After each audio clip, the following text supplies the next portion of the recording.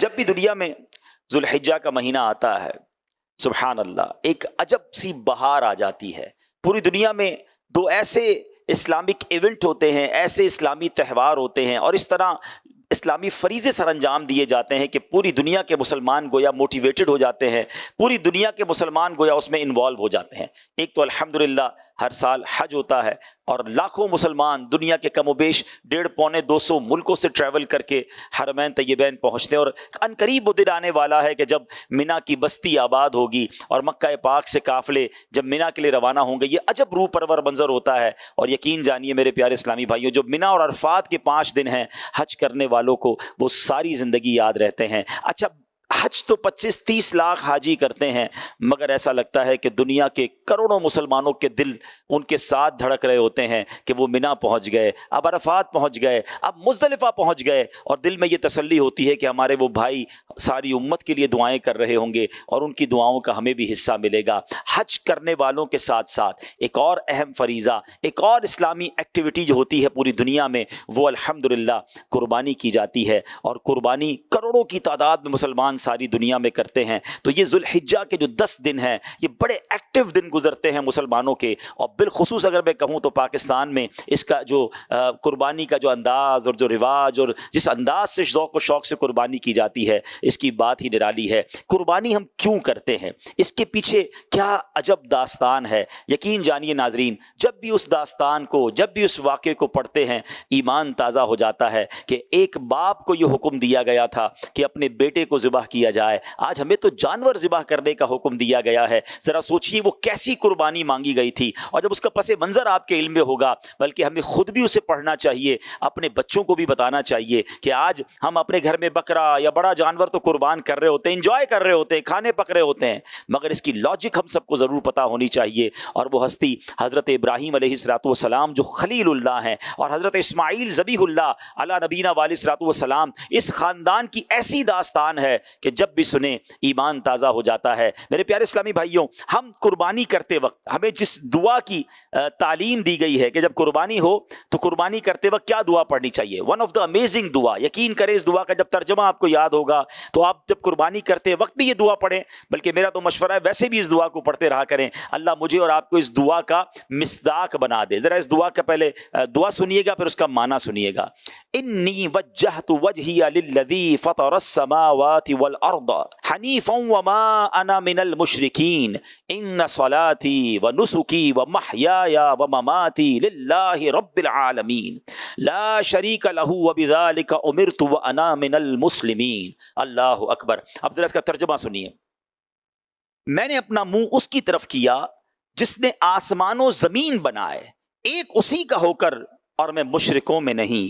بے شک میری نماز اور میری قربانیاں اور میرا جینا اور میرا مرنا سب اللہ کے لیے ہے جو رب سارے جہان کا۔ اللہ اکبر۔ اللہ کرے ایسے بن جائیں کہ ہمارا جینا، ہمارا مرنا، ہماری قربانی، ہمارا سب کچھ ہو تو وہ فقط رب تعالیٰ کے لیے ہو۔ آگے فرمایا اس کا کوئی شریک نہیں، مجھے یہی حکم ہے اور میں مسلمانوں میں ہوں۔ اے اللہ عز و جل، تیری ہی لیے اور تیری ہوئی توفیق سے اللہ کے نام سے شروع، اللہ سب سے بڑا ہے۔ تو اے میرے پیارے اسلامی بھائیوں، یہ دعا میں تو ہم پڑھتے ہیں کہ میرا سب کچھ رب کا ہے، مگر کیا پریکٹیکلی ایسا کرتے ہیں؟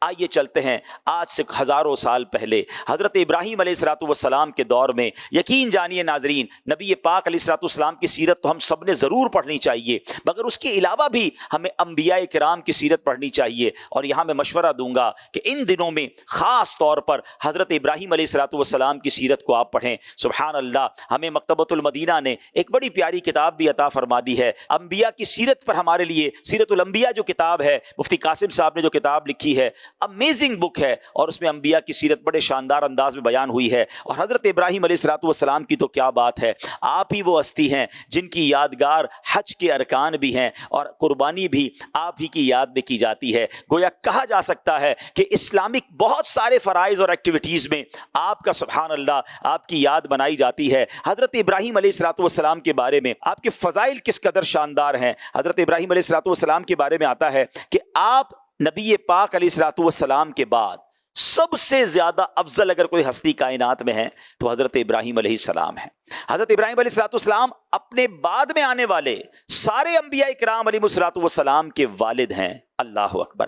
ہر دین میں آپ کی تعظیم کی جاتی ہے، آپ ہی کی یاد قربانی ہے، آپ ہی کی یادگار ارکان حج ہیں، آپ ہی کعبہ شریف کی پہلی تعمیر کرنے والے، یعنی اس کو گھر کی شکل میں بنانے والے ہیں۔ جس پتھر پر کھڑے ہو کر آپ نے کعبہ مشرفہ کی تعمیر کی، وہاں قیام اور سجدے ہونے لگے، مقام ابراہیم وہ قرار پایا۔ سبحان اللہ۔ مسلمانوں کے فوت ہو جانے والے بچوں کی آپ علیہ الصلوۃ والسلام اور آپ کی زوجہ حضرت سارہ رضی اللہ تعالی عنہا عالم برزخ میں پرورش کرتے ہیں۔ سبحان اللہ۔ اچھا، اسی طرح حضرت ابراہیم علیہ الصلوۃ والسلام کے کچھ ایسے کام بھی ہیں جو آپ ہی سے سٹارٹ ہوئے۔ لوگ انوینشنز پر باتیں کرتے ہیں کہ فلاں چیز فلاں نے ایجاد کی ہے، فلاں چیز فلاں کی وجہ سے شروع ہوئی ہے، تو حضرت ابراہیم علیہ الصلوۃ والسلام سے بھی کئی کاموں کی ابتدا ہوئی ہے۔ سبحان اللہ۔ سب سے پہلے آپ علیہ الصلوۃ والسلام کے بال ہی سفید ہوئے، اس سے پہلے بال سفید نہیں ہوتے تھے۔ سب سے پہلے آپ ہی نے سفید بالوں پر مہندی اور قطم یعنی نیل کے پتوں کا خضاب لگایا۔ سب سے پہلے آپ ہی نے سلا ہوا پجامہ پہنا۔ سب سے پہلے آپ علیہ الصلوۃ والسلام نے منبر پر خطبہ پڑھا۔ سب سے پہلے آپ علیہ السلام نے راہ خدا میں جہاد کیا۔ سب سے پہلے مہمان نوازی کی رسم بھی آپ نے شروع کی۔ اور سبحان اللہ، یہ جو ہم گلے ملتے ہیں نا، معانقہ کرنا کہلاتا ہے، یہ معانقہ بھی حضرت ابراہیم علیہ الصلوۃ والسلام نے ہی سب سے پہلے شروع کیا۔ اور کھانا جو سرید کہلاتا ہے، جو شوربے کے اندر روٹی وغیرہ ڈال کے ملا کے جو کھایا جاتا ہے، یہ بھی سب سے پہلے حضرت ابراہیم علیہ الصلوۃ والسلام نے تیار کیا۔ مہمان نوازی کا آپ کا عالم یہ تھا کہ آپ کے دسترخوان پر روزانہ کوئی نہ کوئی مہمان ہوا کرتا تھا۔ حضرت ابراہیم علیہ الصلوۃ والسلام کی اگر لائف کو تھورلی دیکھیں، غور سے دیکھیں، تو آپ کی زندگی میں بڑے پیچ و خم آئے۔ آپ کے واقعات کتنے سارے قرآن میں موجود ہیں۔ ابھی 17-18 سال کی عمر ہے آپ کی، جوانی کا دور ہے، اور وہ وقت آ گیا کہ جب نمرود نے ایک ایسی آگ لگائی، اس کا ریزن بیہائنڈ کچھ اور تھا کہ جب آپ نے ان کے باطلان جو جھوٹے خدا تھے ان کو ماننے سے انکار کیا، تو اب آپ کو جلانے کے پلان کر لیا گیا۔ مگر اس آگ میں جب آپ کو ڈالا گیا تو آپ کے توکل کا عالم، آپ کی اللہ پر بھروسے کا عالم کیا تھا، اور سبحان اللہ پھر رب کے حکم سے وہ آگ گلزار بنا دی گئی۔ آپ ہی کا وہ واقعہ مشہور ہے کہ جو یہ حضرت اسماعیل علیہ الصلوۃ والسلام، میرے ناظرین ایک بات یاد کیجئے گا، یہ حضرت اسماعیل علیہ الصلوۃ والسلام حضرت ابراہیم کو کس طرح ملے تھے۔ آپ ذرا غور کیجئے، 99 ایئرز کی ایج میں، ہاں 99 سال کی عمر میں آپ کو اللہ کریم نے بیٹا عطا فرمایا، اور آپ زبردست اللہ کی بارگاہ میں بار بار دعا کرتے بڑی التجا کے ساتھ۔ اور آپ کیا کہا کرتے؟ اسمع یا ایل، اسمع یا ایل۔ اسمع عربی کا لفظ ہے، ایل عبرانی زبان کا لفظ ہے۔ آپ دعا کرتے، اسمع کے معنی ہے سن لے، ایل کے معنی ہے اے پروردگار، یعنی آپ دعا کرتے اے پروردگار میری سن لے، مجھے اولاد عطا کر دے۔ 99 سال کی عمر میں آپ کو بیٹا عطا کیا گیا، آپ نے اس کا نام ہی اسماعیل رکھ دیا۔ اب اسماعیل نام رکھنے کی یہ وجہ بنی۔ میں تھوڑا سا یہاں رکتا ہوں اور ایک بات سمجھنا چاہتا ہوں، آپ سے عرض کرنا چاہتا ہوں۔ اللہ کے نبی ہیں حضرت ابراہیم علیہ السلام کا، جب بھی آپ نام لیتے ہیں ایک اور وصف، ایک اور لقب آپ ساتھ کہتے ہیں، خلیل اللہ، یعنی اللہ کے دوست ہیں،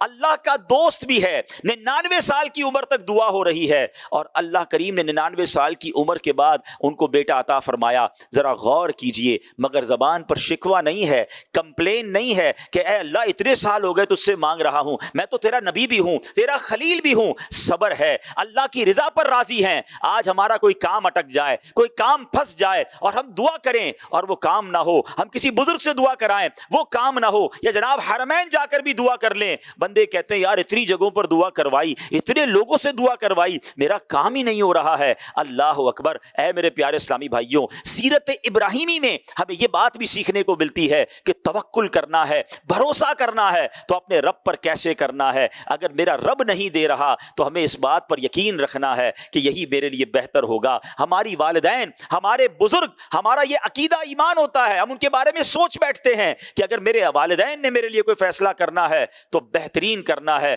کیونکہ وہ مجھ سے بہت پیار کرتے ہیں. مجھے بتاؤ نا, میرے والدین کے دل میں پیار ڈالنے والا, میرے والدین کے دل میں میرے لیے شفقت ڈالنے والا رب اگر کوئی فیصلہ فرما رہا ہے تو وہ یقیناً میرے لیے بہتر ہوگا. تو بعض اوقات ہمیں لگ رہا ہوتا ہے کہ ہم مانگ رہے ہیں, ہم رو رہے ہیں, ہم گڑ گڑا رہے ہیں, مگر وہ کام نہیں ہو رہا ہوتا. ہمارا کام اللہ کے اس فیصلے پر اطمینان بھی رکھنا ہے, یقین بھی رکھنا ہے. ہاں, اسے پکارے جائیں, التجا کرتے جائیں. بعض اوقات تو کسی کا مانگنا پسند آ رہا ہوتا ہے, اس لیے بھی تاخیر کی جا رہی ہوتی ہے. تو بہرحال اب حضرت اسماعیل 99 سال کی عمر میں عطا ہوئے. اب ذرا سوچئے میرے پیارے اسلامی بھائیوں, اگر ایسے لوگ مجھے سن رہے ہیں جن کے یہاں 10-15 سال کے بعد اولاد ہو, وہ کتنا بچے کا کیئر کرتے ہیں, کتنا پیار سے رکھتے ہیں. وہ محاورتاً کہتے ہیں اس کا پیر زمین پر ہی لگنے دیتے کہ بڑی دعاؤں سے, بڑی منتوں سے ملا ہے, اور یہ بچہ تو ابھی چند دنوں کا ہے, ابھی دودھ پیتا بچہ ہے, اور آپ کو حکم ہوتا ہے کہ ان کو مکہ پاک میں جہاں کعبے کی تعمیر ابھی بعد میں ہونی ہے وہاں انہیں چھوڑ کر آ جائیں. اللہ اکبر, ذرا سوچیں, نہ پانی ہے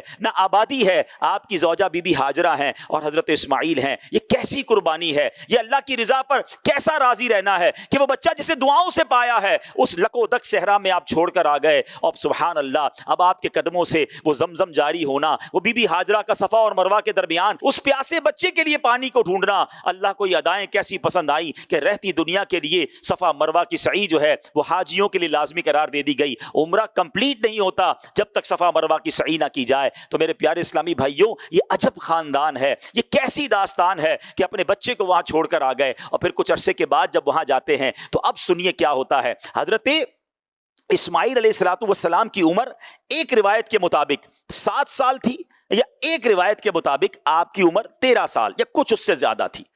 8 ذوالحجہ کی رات ہے, 8ویں شب ہے, اور حضرت ابراہیم نے خواب دیکھا کہ کوئی کہنے والا کہہ رہا ہے کہ بے شک اللہ عز و جل تمہیں اپنے بیٹے کو ذبح کرنے کا حکم دیتا ہے. آپ صبح شام غور کرتے رہے کہ یہ اللہ کی طرف سے خواب ہے یا شیطان کی طرف سے. اب سوچ بچار میں یہ دن گزرانا تو یوم الترویہ اس دن کا نام پڑ گیا, یعنی سوچ بچار کا دن. آج بہت سارے حاجی جب جاتے ہیں مکہ مدینہ تو انہیں پتا ہے کہ 8 تاریخ کو یوم الترویہ کہا جاتا ہے, 9 تاریخ کو یوم العرفہ کہا جاتا ہے, اور 10 تاریخ کو یوم النحر کہا جاتا ہے. مگر اس کے پیچھے ریزنز کیا ہیں, یہ نام کیوں پڑے؟ تو یوم الترویہ سوچ بچار کا دن. آپ پورا دن سوچتے رہے کہ یہ خواب اللہ کی طرف سے ہے یا شیطان کی طرف سے. اگلی رات آ گئی, 9 ذوالحجہ کی رات آ گئی, پھر وہی خواب دیکھا. صبح یقین کر لیا کہ یہ خواب میرے رب کی طرف سے ہے, یہ حکم مجھے رب نے دیا ہے, اس لیے یوم العرفہ اس دن کا نام پڑ گیا پہچان کا دن. کنفرمیشن ہو گئی آپ کی. اور پھر سبحان اللہ 10ویں رات پھر وہی خواب دیکھا, تو اب آپ نے صبح اس خواب پر عمل کرنے کی نیت کر لی. تو اس لیے 10 ذوالحجہ کا دن یوم النحر کہا جاتا ہے, یعنی ذبح کا دن. تو یہ 3 نام پڑھنے کی وجہ یہ ہے. اب ذرا سوچئے میرے پیارے اسلامی بھائیوں, جس بچے کو دعاؤں سے التجاؤں سے پایا ہے, اب رب کا حکم ہے اسے قربان کرنا ہے. اللہ کی رضا پر یہ خاندان کیسا راضی ہے. آپ نے کیا کیا کہ آپ اپنے بیٹے کو, جن کی عمر 7 سال یا ایک روایت کے مطابق 13 سال یا اس سے کچھ زائد ہے, اب آپ لے کر چلتے ہیں. کہاں لے کر چلتے ہیں؟ ذبح کرنے کے لیے. اب شیطان ایک جان پہچان والے شخص کی صورت میں ظاہر ہوتا ہے اور کہتا ہے ابراہیم کہاں جا رہے ہو؟ آپ نے فرمایا کام سے جا رہا ہوں. اس نے پوچھا کہ آپ اسماعیل کو ذبح کرنے جا رہے ہیں؟ تو آپ نے بڑا پیارا جواب دیا کہ کیا تم نے کسی باپ کو دیکھا ہے وہ اپنے بیٹے کو ذبح کرے؟ شیطان بولتا ہے ہاں میں دیکھ رہا ہوں. آپ اسی کام کے لیے چلے ہیں. آپ سمجھتے ہیں کہ اللہ عز و جل نے آپ کو اس بات کا حکم دیا ہے. حضرت ابراہیم علیہ السلام نے ارشاد فرمایا اگر اللہ نے مجھے اس بات کا حکم دیا ہے تو پھر میں اس کی فرما برداری کروں گا. اب شیطان آپ سے تو مایوس ہو گیا.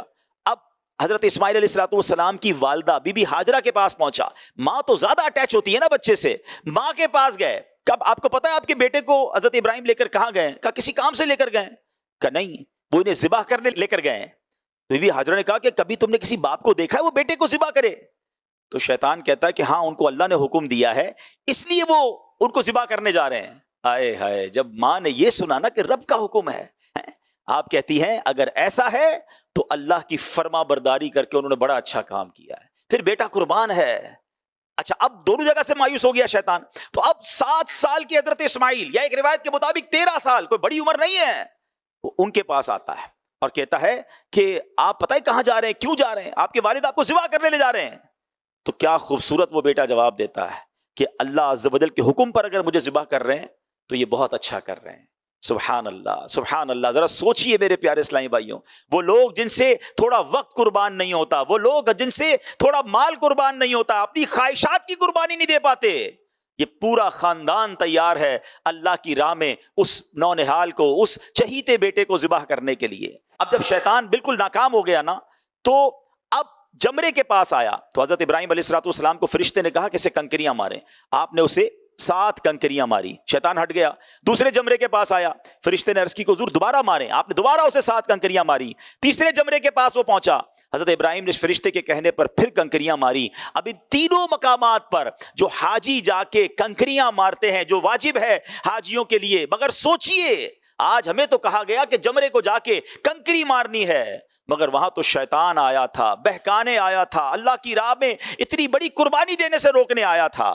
سبحان اللہ. اب حضرت ابراہیم علیہ السلام اپنے اس بیٹے کو لے کر کوہ صبیر پر پہنچے تو اللہ عز و جل کے حکم کی خبر دی. اب بیٹے سے بھی بات کر لی ہے, ڈکلیئر کر دیا کہ میں کس لیے لایا ہوں. سبحان اللہ. یہ جو بات چیت ہے نا, یہ جو کانورزیشن ہے, یہ قرآن مجید میں کس شاندار انداز میں موجود ہے. یہ کیسا والد ہے, یہ کیسے بیٹے ہیں, اللہ کی رضا پر کیسے راضی رہنے والے ہیں, یہ قربانی دینے میں کس قدر آگے ہیں. سبحان اللہ. آپ کہتے ہیں یا بنی انی ارا فی المنام انی اذبحک فانظر ماذا تری, اے میرے بیٹے میں نے خواب دیکھا میں تجھے ذبح کرتا ہوں, اب تو دیکھ تیری کیا رائے ہے. بیٹے سے سوال ہی کر لیا, رائے پوچھ لی. اب فرما بردار بیٹا ہے, جب اس نے یہ سنا تو جو جواب دیا نا, اے ہائے, اس جواب کو بھی رب نے قرآن میں بیان فرمایا. وہ کہتے ہیں اے میرے باپ کیجئے جس بات کا آپ کو حکم ہوتا ہے, خدا نے چاہا تو قریب ہے کہ آپ مجھے صابر یعنی صبر کرنے والا پائیں گے. اے ہائے ہائے. اب کیا ہوا, وہ شاعر کہتے ہیں نا, یہ فیضان نظر تھا یا کہ مکتب کی کرامت تھی, یہ فیضان نظر تھا یا کہ مکتب کی کرامت تھی, سکھائے کس نے اسماعیل کو آداب فرزندی. حضرت اسماعیل علیہ السلام نے اپنے والد محترم سے مزید عرض کی, ابو جان ذبح کرنے سے پہلے مجھے رسیوں سے ذرا مضبوط باندھ دیجئے گا تاکہ میں ہل نہ سکوں, کیونکہ مجھے ڈر ہے کہ کہیں میرے ثواب میں کمی نہ ہو جائے, اور میرے خون کے چھینٹوں سے اپنے کپڑے بچا رکھیے گا تاکہ انہیں دیکھ کر امی جان جو ہیں وہ غمگین نہ ہوں. اچھا بابا جان ذرا چھری کو زیادہ تیز کر لیجئے گا میرے گلے پہ تاکہ اچھی طرح چل جائے, مجھے زیادہ تکلیف نہ ہو, گلا فوراً کٹ جائے, کیونکہ موت تو بہت سخت ہوتی ہے. آپ مجھے ذبح کرنے کے لیے پیشانی کے بل لٹا دیجئے گا, میرا چہرہ نیچے کر دیجئے گا تاکہ آپ کی نظر میرے چہرے پر نہ پڑے, اور جب میری والدہ کے پاس جائیں نا تو میرا سلام پہنچا دیجئے گا, اور ہو سکے تو میری قمیض, میرا یہ لباس میری ماں کو دے دیجئے گا, ان کو کچھ تسلی ہو جائے گی, صبر آ جائے گا. کیا دنیا نے ایسا کوئی منظر دیکھا ہے کہ ذبح ہونے والا, ذبح کرنے والے اپنے والد سے کہہ رہا ہے کہ مجھے ذرا زور سے باندھ دیجئے گا, چھری کو تیز کر دیجئے گا, میرے چہرے کو آپ نہ دیکھیے گا, مجھے الٹا لٹا دیجئے گا. کرنا وہی ہے جو رب کا حکم ہے. Everybody is ready their.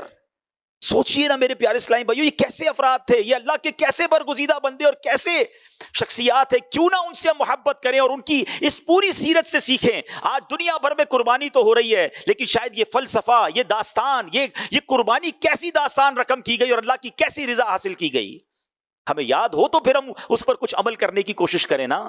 اب کیا ہوتا ہے, حضرت ابراہیم علیہ السلام نے فرمایا اے میرے بیٹے, تم اللہ کے حکم پر عمل کرنے میں میرے کیسے عمدہ مددگار ثابت ہو رہے ہو. پھر جس طرح حضرت اسماعیل علیہ السلام نے کہا اسی طرح ان کو باندھا بھی گیا, چھری کو تیز بھی کیا گیا. حضرت اسماعیل علیہ السلام کو پیشانی کے بل لٹا دیا گیا, ان کے چہرے سے نظر ہٹا لی گئی اور ان کے گلے پر چھری چلا دی. ہائے ہائے, پر وہ تو کر چکے جو کرنی بشر کی ہے. انہوں نے اپنے ذمے کا کام کر دیا نا, مگر چھری نے اپنا کام نہ کیا, گلا نہ کٹا. اسی وقت حضرت ابراہیم علیہ السلام پر وحی نازل ہوئی اور قرآن کہتا ہے, ترجمہ کنز الایمان, اور ہم نے اسے ندا فرمائی کہ اے ابراہیم بے شک تو نے خواب سچ کر دکھایا, ہم ایسا ہی صلہ دیتے ہیں نیکوں کو. بے شک یہ روشن جانچ تھی اور ہم نے ایک بڑا ذبیحہ اس کے فدیے میں دے کر اسے بچا لیا. اب ہوا کیا میرے پیارے اسلامی بھائیوں, حضرت ابراہیم علیہ السلام نے بچے کو لٹا دیا ہے, چھری ہاتھ میں ہے, اور اب اللہ کے حکم سے حضرت جبرائیل بطور فدیہ جنت سے ایک مینڈھا لے کر تشریف لائے, اور دور سے اونچی آواز میں آپ کہتے ہیں اللہ اکبر اللہ اکبر. حضرت ابراہیم علیہ السلام نے یہ آواز سنی, آپ تو اپنے بیٹے کو ذبح کر رہے ہیں, جب آواز سنی تو اب جب آواز سنی اور سر اٹھایا تو جان گئے کہ اللہ عز و جل کی طرف سے آزمائش کا وقت گزر چکا، اب بیٹے کی جگہ فدیہ مینڈا بھیجا گیا ہے۔ تو خوش ہو کر آپ نے جواب دیا لا الہ الا اللہ واللہ اکبر۔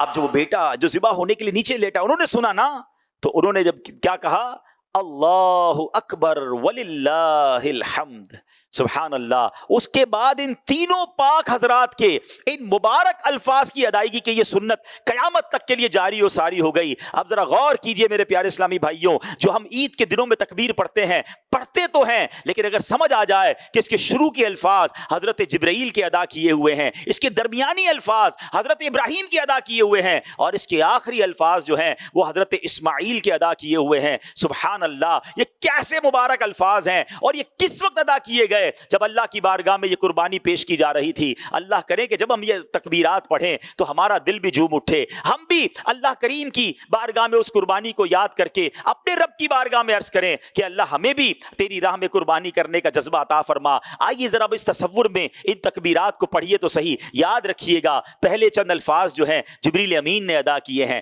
درمیانی الفاظ خلیل اللہ حضرت ابراہیم نے ادا کیے ہیں، اور آخری الفاظ حضرت اسماعیل نے ادا کیے ہیں۔ آئیے مل کر پڑھتے ہیں اللہ اکبر اللہ اکبر لا الہ الا اللہ واللہ اکبر اللہ اکبر وللہ الحمد اللہ اکبر اللہ اکبر لا الہ الا اللہ واللہ اکبر اللہ اکبر وللہ الحمد اللہ اکبر اللہ اکبر لا الہ الا اللہ واللہ اکبر اللہ اکبر وللہ الحمد۔ کیا شاندار داستان ہے،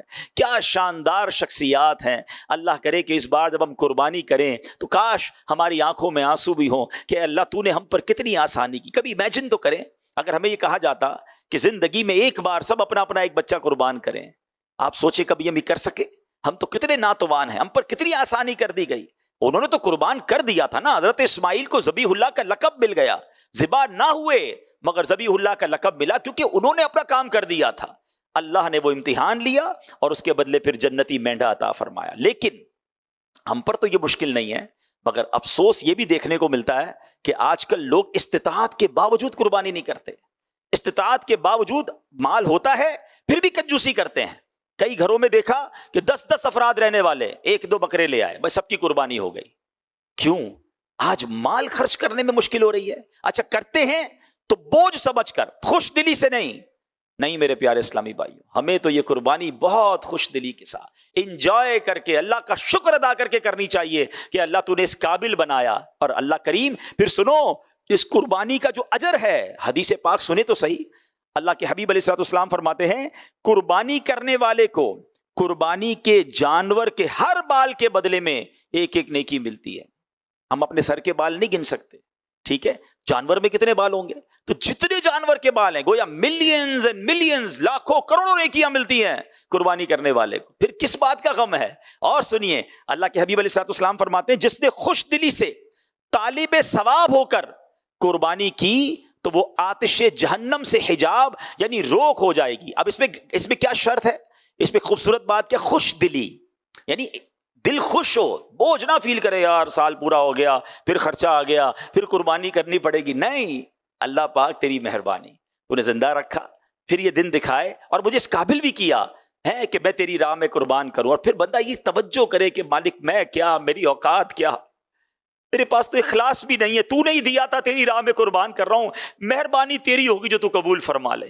ہمیں تو اس بات اور پھر یہ قربانی یاد کریں کہ حضرت ابراہیم تو اپنے بچے کو قربان کرنے گئے تھے، مجھ سے تو اپنی خواہشات قربان نہیں ہوتی، بلکہ علماء نے بڑی پیاری پیاری نیت عطا فرمائی۔ ہم نے امیر علیہ سنت سے سیکھا کہ قربانی کے وقت بندہ یہ سوچے اور یہ نیت کرے کہ آج میں اپنی بری خواہشات کی بھی قربانی کر رہا ہوں، اسے بھی ذبح کر رہا ہوں، آج میں گندی اور بری عادتوں کو بھی ذبح کر رہا ہوں، آج میں جب مال قربان کرنے کی نیت کر رہا ہوں تو ساتھ اپنا وقت بھی اب اللہ کی راہ میں دوں گا، اس کی بھی قربانی دینے کی نیت کریں۔ اور کبھی زندگی میں ایسا موقع آئے تو جان قربان کرنے کی بھی باری آئے تو اللہ ہمیں اس میں بھی کامیابی عطا فرمائے۔ اللہ کرے کہ ہم اس قربانی کے اس پورے فلسفے کو سمجھیں اور اس خوش دلی کے ساتھ قربانی کریں۔ ایک اور جگہ نبی پاک علیہ الصلوۃ والسلام فرماتے ہیں، اے فاطمہ اپنی قربانی کے پاس موجود رہو، کیونکہ اس کے خون کا پہلا قطرہ گرے گا تمہارے سارے گناہ معاف کر دیے جائیں گے۔ ہائے ہائے، ایک خون کا پہلا قطرہ گرنا ہے قربانی کا، اور قربانی کرنے والے کے سارے گناہ معاف ہو جائیں گے۔ تو اللہ نے جس کو استطاعت دی ہے اس میں ذرا بھی کنجوسی نہ کریں،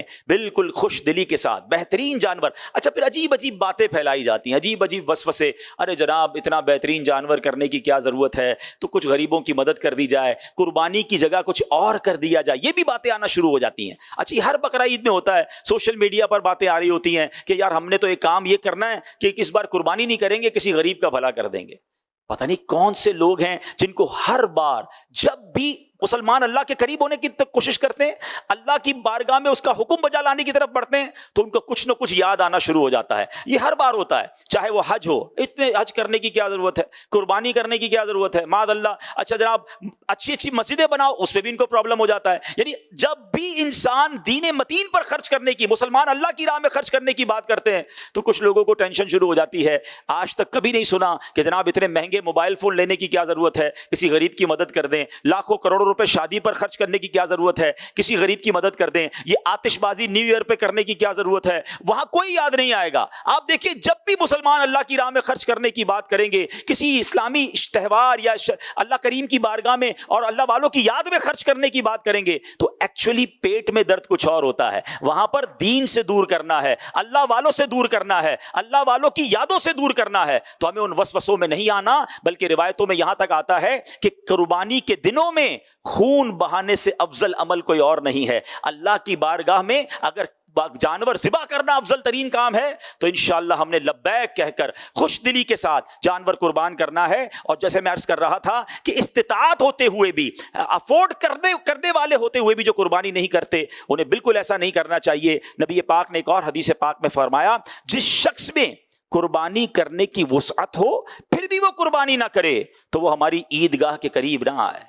تو وسعت ہے تو ضرور قربانی کیجئے۔ اور سبحان اللہ، ہمیں اللہ کرے کہ ہم قربانی کے اس فلسفے کو سمجھیں۔ اور پھر ذرا اور آگے چلتے ہیں کہ یہ جو مینڈھا تھا، جنتی مینڈھا تو تھا، اس کا پھر کیا ہوا؟ سبحان اللہ، اس کے بارے میں بھی تفصیل کتابوں میں لکھی ہے کہ حضرت ابراہیم علیہ السلام نے مینڈھا ذبح فرمایا، اور بعض مفسرین کا کہنا یہ کہ وہ مینڈھا جنت سے آیا تھا، اور یہ وہی مینڈھا تھا جسے حضرت آدم علیہ السلام کے بیٹے حضرت حابیل نے قربانی میں پیش کیا تھا۔ اس مینڈے کا گوشت پکایا نہیں گیا بلکہ اسے جانوروں اور پرندوں نے کھا لیا۔ سبحان اللہ، یہ وہ مینڈا تھا جو حضرت حابیل نے قربانی میں پیش کیا تھا۔ یہ الگ واقعہ ہے اور وہ بھی قرآنی واقعہ ہے۔ اب اسی طرح جنتی مینڈے کے جو سینگ تھے نا، حضرت سفیان بن عیینہ رحمۃ اللہ تعالی فرماتے ہیں کہ اس مینڈے یعنی دمبے کے سینگ عرصہ دراز تک کعبہ شریف میں رکھے رہے، یہاں تک کہ جب کعبہ شریف میں آگ لگی، ایک ایسا بھی وقت آیا تھا جب وہاں آگ لگ گئی تھی تو وہ سینگ جل گئے، وہ زائرین اس کا دیدار کیا کرتے تھے۔ اچھا یہاں ایک بڑی اہم بات قبلہ شیخ طریقت امیر اہل سنت نے اپنے بڑے ہی پیارے رسالے جو میں تقریباً بیان کر رہا ہوں نا، یہ وہ بہت پیارا رسالہ ہے، یہ ضرور پڑھا کریں، ان دنوں میں تو زیادہ پڑھا کریں، اور ہو سکے تو اپنے بچوں کو بھی پڑھ کر سنائیں۔ اور اس کا نام ہے بیٹا ہو تو ایسا۔ واقعی بیٹا ہو تو ایسا، کیا بیٹا ہے، کیا والد ہیں، کیا والدہ ہیں، یہ خاندان ہی نرالا ہے۔ سبحان اللہ۔ تو اب کیا ایک بڑا اہم مسئلہ ہے، کیونکہ حضرت ابراہیم نے تو خواب دیکھا تھا اور خواب دیکھ کر آپ نے یہ عمل کیا، تو سوال یہ ہے کہ کیا ہر کوئی خواب دیکھ کر اپنا بیٹا ذبح کر سکتا ہے؟ سوال تو بنتا ہے نا۔ تو کیا خوبصورت آپ نے اس کی تربیت فرمائی کہ یاد رہے کوئی شخص خواب یا غیبی آواز کی بنیاد پر اپنے بچے یا کسی دوسرے کے بچے یا انسان کو ذبح نہیں کر سکتا، کرے گا تو سخت گناہگار اور عذاب جہنم کا حقدار قرار پائے گا۔ حضرت ابراہیم علیہ السلام جو خواب کی بنا پر اپنے بیٹے کی قربانی کے لیے تیار ہو گئے، یہ حق ہے کیونکہ آپ نبی ہیں اور نبی کا خواب وحی الہی ہوتا ہے۔ ان حضرات کا امتحان تھا، حضرت ابراہیم علیہ الصلوۃ والسلام جنتی دمبا لے آئے اور اللہ عز و جل کے حکم سے حضرت ابراہیم علیہ الصلوۃ والسلام نے اپنے پیارے بیٹے کی بجائے اس جنتی دمبے کو ذبح کیا۔ تو سبحان اللہ، یہ ہماری تربیت کے لیے ایک شاندار واقعہ ہے۔ اللہ کرے کہ ہم اس واقعے سے درس حاصل کریں، اور مزید اگر حضرت ابراہیم علیہ الصلوۃ والسلام کی سیرت کو پڑھیں تو پھر آپ دیکھیں کہ جو میں عرض کر رہا تھا کہ وہ بھی تو قربانی تھی نا، کہ اپنے دودھ پیتے بچے کو وہاں چھوڑ کر مکہ پاک جہاں بھی آباد بھی نہیں ہوا تھا آپ وہاں چھوڑ کر آ گئے۔ کھانے پینے کا بھی زیادہ سامان نہیں تھا، بی بی ہاجرہ ایک پہاڑی سے دوسری پہاڑی تک دوڑتی تھیں۔ اچھا، یہاں بہت سارے لوگوں کے ذہن میں کبھی کبھی یہ سوال آتا ہے کہ ہم صفا مروہ کے درمیان جب سعی کرتے ہیں تو نارمل چلتے ہیں، اور جب میلین اخضرین آ جاتے ہیں، گرین لائٹس آتی ہیں، تو ہم دوڑنے لگ جاتے ہیں، تو اس کی کیا وجہ ہے؟ تو علماء فرماتے ہیں کہ جب بی بی ہاجرہ ماں تھی نا، آپ کے بیٹے کعبہ شریف کے پاس بیٹھے ہوئے تھے اور پیاسے تھے، تو آپ چلتے چلتے اپنے بیٹے کو دیکھتی جاتی، مگر اس کے درمیان ایک بیچ میں چھوٹی سی پہاڑی بھی آتی تھی جس میں بیٹا نظر نہیں آتا تھا، تو ماں کی بے چینی بڑھ جاتی تھی اور آپ اس جگہ پر دوڑتی تھی۔ جتنے قدم آپ نے دوڑ کر طے کیے ہر چکر میں، کیونکہ اس وقت بچہ نظر نہیں آتا تھا، تو اللہ اکبر، اللہ کو اس ماں کی ادا ایسی پسند آئی کہ اب مردوں کے لیے باقی صفا مروہ میں تو نارمل چلنا ہے، مگر جب وہ گرین لائٹس آتی ہیں، وہ مقام آتا ہے جو اللہ کی پیاری بندی دوڑی تھی اپنے بچے نظر نہیں آ رہا تھا اس لیے اور پانی کی تلاش میں، تو ہمارے لیے یہ دوڑنے کا حکم ہے۔ اللہ کریم سے ہم دعا کرتے ہیں اللہ اس عظیم خاندان کی برکتیں ہمیں عطا فرمائے، حضرت ابراہیم اور حضرت اسماعیل علیہ السلام کے صدقے ہمیں بھی اپنی راہ میں قربانی دینے کی توفیق عطا فرمائے۔